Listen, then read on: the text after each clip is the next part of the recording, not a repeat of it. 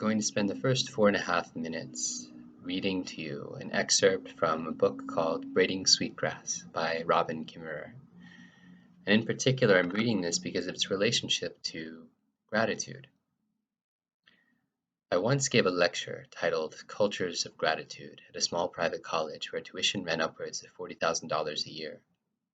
For the allocated 55 minutes, I talked about the Thanksgiving address of the Haudenosaunee, the potlatch tradition of the Pacific Northwest, and the gift economies of Polynesia.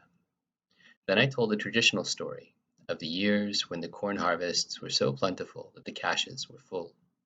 The fields had been so generous with the villagers that the people scarcely needed to work, so they didn't. Hoes leaned against a tree, idle. The people became so lazy that they let the time for corn ceremonies go by without a single song of gratitude. They began to use the corn in ways the three sisters had not intended when they gave the people corn as a sacred gift of food. They burned it for fuel when they couldn't be bothered to cut firewood.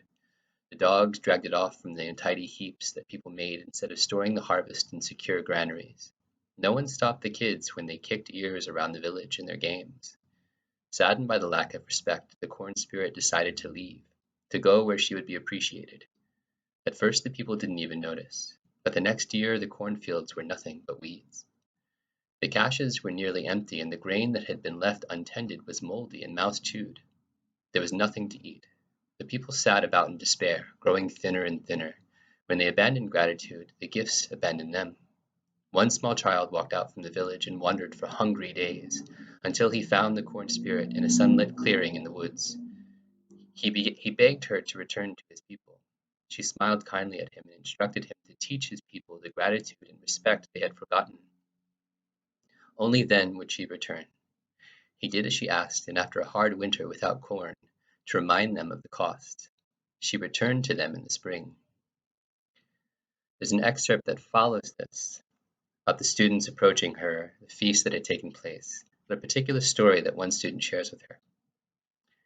Several students in my audience yawned. They could not imagine such a thing. The aisles of the grocery store were always well stocked. At a reception afterward, the students filled their styrofoam plates with the usual fare. We exchanged questions and comments while we balanced plastic cups of punch.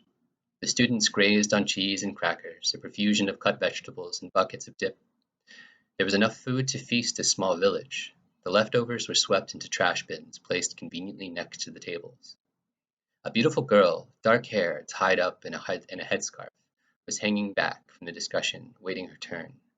When nearly everyone had left, she approached me, gesturing with an apologetic smile at the wasted remains of the reception. "I don't want you to think no one understands what you were saying," she said. "I do. You sound like my grandmother, back in my village in Turkey. I will tell her she must have a sister here in the United States. The honorable harvest is her way too. In her house, we learn that everything we put in our mouths, everything that allows us to live, is the gift of another life. I remember lying with her at night as she made us thank the rafters of her house and the wool blankets we slept in. My grandma wouldn't let us forget that these are all gifts, which is why you take care of everything, to show respect for that life. In my grandmother's house, we were taught to kiss the rice. If a single grain fell to the ground, we learned to pick it up and kiss it, to show we meant no disrespect in wasting it. The student told me that, when she came to the United States, the greatest culture shock she experienced was not language or food or technology, but waste. I've never told anyone before, she said, but the cafeteria made me sick because of the way people treated their food. What people throw away here after one lunch would supply my village for days. I could not speak to anyone of this. No one else would understand to kiss the grain of rice. I thanked her for her story, and she said, "Please, take it as a gift and give it to someone else."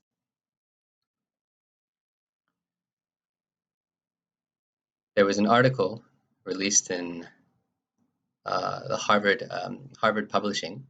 It's called "In Praise of Gratitude," and it was originally published in November 2011. And it's specifically talking about gratitude and um, studies that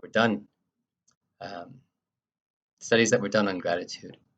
And it says that the word gratitude is derived from the Latin word gratia, which means grace, graciousness, or gratefulness.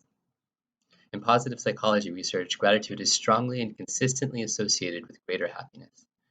Gratitude helps people feel more positive emotions, relish good experiences, improve their health, deal with adversity, and build strong relationships.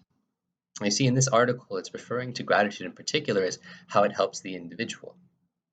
From a positive psychology perspective, it's really all focused on how it shifts our mind, our perspective to see things differently. What I propose is that the psychology of gratitude is actually also an invitation. I grew up in a culture where I think from an etiquette perspective, a decorum perspective, we were taught to say thank you. But it wasn't really a thank you and think about where it all came from. Sometimes it was a thank you and don't waste. But if we trace it all the way back to the roots, thank you connects us to relationship with what we're saying thank you for. I could say thank you to a friend for just being present with me. And that thank you isn't just thank you for being here right now. I could focus on the present moment, but thank you for just saying yes to be here at all. Thank you for spending time with me. Thank you for listening. I say thank you to the food that sits in front of me. It's not just that I have it now, but everything that it took for it to get there. And when we think about thank you with respect to food in particular, it goes even deeper. There's a whole ecology, a system that's involved in producing the food as it is. We can think about modern agriculture, for which a lot of technology has been created to make it more efficient, to make it more expedient, to mass produce food so that there's a sense of abundance. Now we know at the same time what a lot of the technology has caused is it's caused us to forget our relationship in a way with the food and the earth. Really, thank you is a way for us to slow down. It's an invitation for us to remember there are roots here, and not just the physical roots, but an origin behind everything that comes to be and that sits in front of us, before us. It invites us to slow down and see the relationship. In doing so, we become suddenly more aware. And maybe, for some of us, the awareness will cause us to shift behavior, to shift the way we approach life, maybe to slow down, maybe to listen differently. So gratitude as a practice in this way is an invitation to remember. And so for that, I say thank you.